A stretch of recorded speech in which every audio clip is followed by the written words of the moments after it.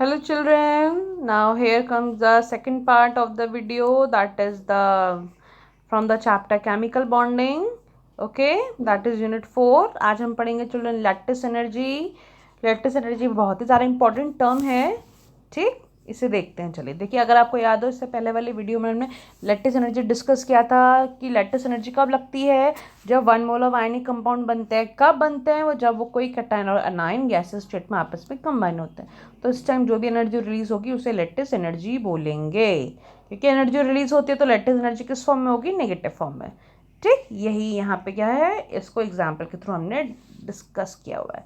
अच्छा, अब lattice energy को अगर हम देखें तो डिटरमाइन करने का कोई डायरेक्ट मेथड नहीं होता. जो मेथड होता है हमेशा वो इनडायरेक्ट मेथड होता है, जिसे हम बॉर्न-हैबर साइकिल भी बोलते हैं. आप एनसीईआरटी खोल के देखिए, अच्छे से मेंशन है उसमें. ठीक, अब हम तो इसके लिए हमें पढ़ना पड़ेगा बॉर्न-हैबर साइकिल. इसके लिए हमें कुछ टर्म डिस्कस करने पड़ेंगे बेटा. That is the heat of formation. सबसे पहले क्या पढ़ेंगे हम? Heat of formation. तो हीट ऑफ जो फॉर्मेशन होता है इसका मतलब होता है कि द अमाउंट ऑफ एनर्जी और you can say the amount of heat release when 1 mole of compound formed from its elements in pure and stable state. यानी हीट ऑफ फॉर्मेशन क्या होता है, जिसे हम एंथैल्पी फॉर्मेशन बोलते हैं कोई लोग. सेम बात है. ठीक, तो इसका मतलब होता है हीट ऑफ फॉर्मेशन का मतलब कि जो भी अमाउंट ऑफ एनर्जी है, जो भी हीट रिलीज हो रही है, कब? जब 1 मोल कंपाउंड बन रहा है अपने प्योर और स्टेबल फॉर्म से, अपने स्टेबल स्टेट से. ऐसा नहीं है कि अगर हमें NaCl बनाना है तो हम किसी भी स्टेट से Na को ले लें या किसी भी फिजिकल स्टेट क्लोरीन को ले रहे हैं. नहीं, हमें पता है NaCl में जो परफेक्ट NaCl बनेगा उसमें Na का जो स्टेट होना चाहिए वो गैसेस होना चाहिए. Cl का जो स्टेट है वो भी गैसेस होना चाहिए. बट अगर हम ये गैसेस स्टेट की जगह हम सॉलिड स्टेट से दोनों को कंबाइन करके बनाएंगे तो जो NaCl बनेगा वो कभी स्टेबल नहीं होगा. आया समझ में?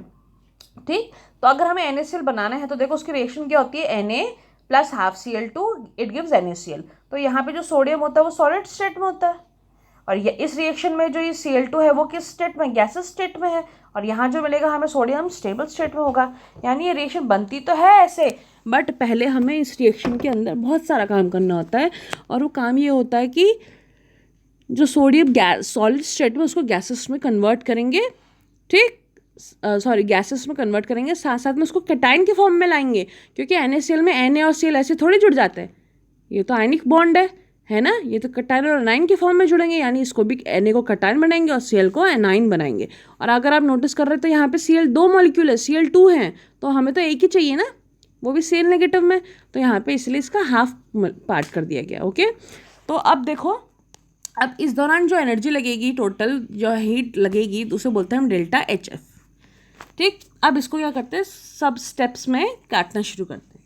सबसे पहले है सबसे पहले है आपका Na सॉलिड, जिसको कि हम क्या करेंगे, Na गैस में कन्वर्ट करेंगे. ये देखो, तो अब देखो सॉलिड से गैस में कन्वर्ट करा, तो फिर उस गैस, फिर एक बार ये Na गैस में बन गया, फिर इस Na को क्या करेंगे हम, Na पॉजिटिव में कन्वर्ट करेंगे.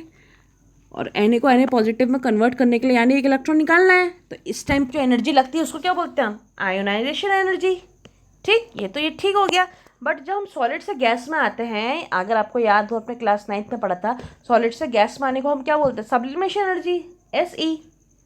ठीक, तो यहाँ जो एनर्जी लगेगी वो पॉजिटिव होगी, आयनेशन एनर्जी भी क्या होगी? पॉजिटिव होगी, क्योंकि एनर्जी रिलीज हो रही है. ठीक, तो हमें Na पॉजिटिव गैसेस स्टेट में मिल गया, स्टेबल. ठीक, Cl2 की बात करते हैं. Cl2 में सबसे पहले 2 Cl है. सबसे पहले तो बॉन्ड तोड़ेंगे, यानी सबसे पहले लगेगा BDE, that is bond dissociation energy. ठीक, 2 मॉलिक्यूल है इसलिए आप हाफ कर दीजिए, डिवाइड बाई हाफ. अब ये जो एनर्जी होगी ये भी पॉजिटिव फॉर्म में होगी, तो हमें क्या मिल जाएगा? Cl मिल जाएगा, वो भी एक गैस स्टेट में. अब हमें Cl थोड़ी चाहिए, हमें तो Cl नेगेटिव चाहिए, तो हमें क्या यहाँ पे लगाएंगे? इलेक्ट्रॉन एफिनिटी, यानी वो इलेक्ट्रॉन एक्सेप्ट करेगा. ठीक है, तो और ये जो E होगा वो किस फॉर्म में होगा? नेगेटिव फॉर्म में होगा, तो हमें NaCl मिल गया. ठीक, अब जो यहाँ पे Na पॉजिटिव और Cl नेगेटिव मिल गए वो अपने स्टेबल स्टेट में है. अब जाके हम क्या करेंगे, इन्हें कंबाइन करेंगे और हमारा क्या बन जाएगा? NaCl. और जब ये NaCl बनेगा तो कौन सी एनर्जी लगेगी? लैटिस एनर्जी, जिसे हमने Le से डिनोट किया है. और ये किस फॉर्म में? ये है नेगेटिव फॉर्म में. ठीक, तो यानी कुल मिलाकर अगर टोटल हम देखें तो टोटल क्या है कि डेल्टा HF किसके बराबर है? यानी इस रिएक्शन के थ्रू जो एनर्जी अगर सपोज 100 आ रही थी, तो अब या तो एक तरीका कि डायरेक्ट कर लो, 100 आ जाएगा आंसर, या है इसको पहले इसको फ्रेगमेंट्स में तोड़ के देखो, तब जाके स्टेप में पहुंचो. तो इसको हम बोलते हैं हेजेस लॉ. जो कि हम अगले वीडियो हम डिस्कस करेंगे डिटेल में। हैज़र्ड्स लॉ का मतलब होता है चिल्ड्रन कि अगर हमें किसी रास्ते, अगर हमें कहीं पहुंचना है, या तो एक मेथड है कि डायरेक्ट पहुंचो, यह है कि खूब शॉर्टकट्स लेके पहुंचो। तो दोनों मेथड्स में या दोनों पाथ जो हम ऑप्ट करेंगे, दोनों में एनर्जी का टोटल क्या होगा, सेम होगा। तो डायरेक्ट जाओगे उसका, और जो छोटे छोटे शॉर्टकट्स लोगे उसका जो टोटल करोगे वो भी उस लॉन्ग कट के बराबर ही होगा। That is hazards law. तो जो डेल्टा एच एफ होगा वो किसके बराबर होगा, sublimation energy plus ionisation energy plus B D E, that is bond dissociation energy upon 2 minus E A और माइनस एल ई। ठीक, अभी माइनस माइनस में आपको पता है कि एनर्जी रिलीज होती है, और इनके लिए एक्रोनिम्स मैंने यहाँ पे दिए हुए हैं। ठीक, तो इस तरीके से हीट ऑफ फॉर्मेशन लगती है, और इस पूरी साइकिल को कहते हैं बॉर्न हेबर साइकिल। ठीक, चलिए एक रिएक्शन के लिए देख लेते हैं। फॉर एग्जाम्पल हमें बनाना है मैग्नीशियम ऑक्साइड MgO। अब आपको पता है MgO कैसे बनेगा, बनेगा ये Mg plus half O2 gives MgO। Normal सी रिएक्शन है। Mg यहाँ पे है सॉलिड स्टेट में, O2 गैस स्टेट में, और MgO है सॉलिड स्टेट में, और टोटल एनर्जी है सपोज की डेल्टा एच बता रहे हैं। तो सबसे पहले सॉलिड स्टेट को किस में करोगे, गैस में, उस फिर गैस को कन्वर्ट करोगे Mg पॉजिटिव में। अब आपको पता है यहाँ पे जो है वो Mg2 पॉजिटिव फॉर्म में है, तो उस Mg पॉजिटिव को एक बार और Mg2 पॉजिटिव बनाओगे, यानी 2 बार आयनेशन एनर्जी लगानी पड़ेगी। अगर आपको प्रीवियस वीडियो याद हो तो आपने देखा होगा सक्सेसिव आयनेशन एनर्जी क्या होती है।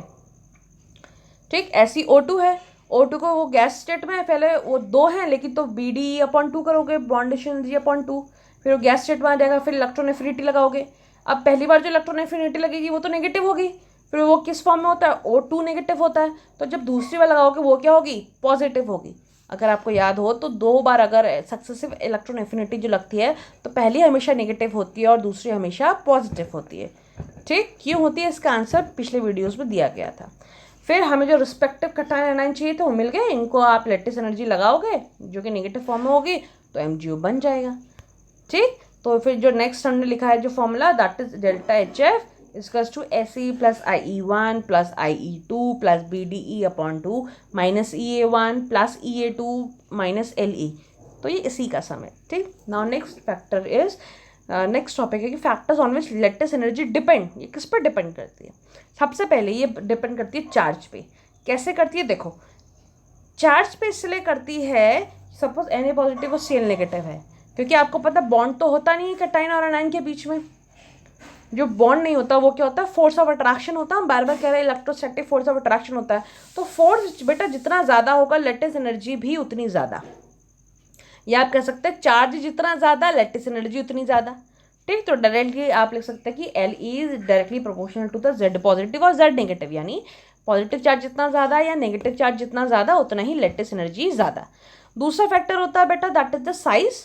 साइज की अगर हम बात करें तो साइज ऑफ आयन को हम देखेंगे, आयन का साइज जितना बड़ा होगा फोर्स उतनी ही कम लगेगी, और तो लैटिस एनर्जी भी उतनी ही कम हो जाएगी, क्योंकि साइज जैसे जैसे बड़ा होगा, अगर हम डाउन द ग्रुप आते हैं, साइज जितना ज़्यादा बड़ा होते जाता है तो फोर्स ऑफ अट्रैक्शन क्या होगा, बीच में कम हो जाएगा, तो लैटिस एनर्जी भी कम।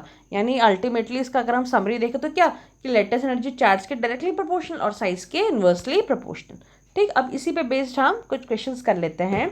फॉर एग्जांपल मैंने आपको दिया है NaF, MgF2 और AlF3। अब मैं पूछूं कि इन सब में से ज़्यादा लैटिस एनर्जी किसकी है, तो अब देखिए Na, Mg और Al को अगर कंपेयर करें तो ये एक ही पीरियड के हैं, है ना। एक ही पीरियड में देखो साइज ज़्यादा तो बढ़ता नहीं है, Mg के Na के बाद Mg के बाद Al आता है, तो साइज यहाँ पे देखने का मतलब नहीं है।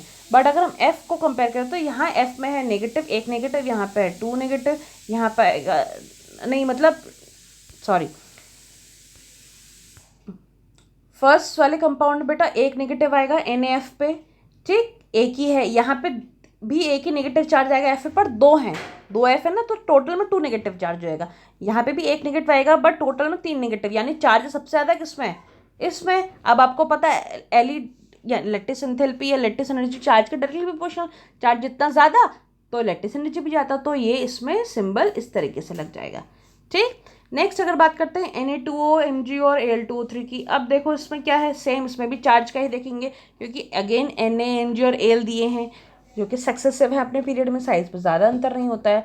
तो O3 में देखो चार्ज सबसे ज़्यादा होगा तो वो सबसे ज़्यादा लैटिस एनर्जी वाला। नेक्स्ट है Li2O और Li3N। इस पर देखो तो बेटा Li2 और Li3n में देखो चार्ज अगेन हम देखेंगे Li क्योंकि सेम एलिमेंट है एक ही ग्रुप का, तो आपको पता है n में 3 नेगेटिव चार्ज होता है, O में 2 नेगेटिव चार्ज होता है। ठीक, नेक्स्ट NaCl और KCl में NaCl का ज़्यादा होगा, क्यों? क्योंकि ClCl में यहाँ तो ClCl सेम है, चार्ज तो सेम है, बट अब हम यहाँ पे क्या देखना पड़ेगा, साइज देखना पड़ेगा, क्योंकि Na और K में साइज किसका बड़ा, पोटेशियम का, तो साइज बढ़ने के साथ लेटिस एंथैल्पी या लेटिस एनर्जी कम, तो किसकी ज़्यादा, यानी सोडियम की ज़्यादा। ठीक, नेक्स्ट है NaF, NaCl, NaBr, इसमें भी आप साइज का आंसर देख लीजिए। नेक्स्ट जो लास्ट है बेटा वो बहुत इंपॉर्टेंट है, दैट इज NaF और MgCl2। अब NaF और MgCl2 में देखो ना तो कटाइन सेम है ना एनाइन सेम है। अगर आप F और Na और Mg में देखें तो Na में होता है एक पॉजिटिव, Mg में होता है 2 पॉजिटिव, तो चार्ज के हिसाब से तो Mg2 पॉजिटिव जीत गया है। बट अगर Cl नेगेटिव और F नेगेटिव को देखें तो F नेगेटिव का साइज बड़ा है ना, साइज छोटा, तो यानी F नेगेटिव जीत गया यहाँ पे। यानी जब ऐसी कंडीशन हो, जब दोनों में ही अलग अलग कटाइन और अनाइन बड़े आ रहे हैं, तो ऐसी कंडीशन में बेटा चार्ज हमेशा डोमिनेटिंग फैक्टर होता है। ठीक, तो चार्ज अगर डोमिनेटिंग फैक्टर होता है यानी MgCl2 का आंसर फाइनल हो गया। ठीक, तो बस ये था आज का वीडियो। नेक्स्ट टाइम हम जब पढ़ेंगे तो हम अपने नेक्स्ट वीडियो के साथ आएंगे। टिल दैट आप नोट्स बनाइए, इसको पढ़िए। Thank you.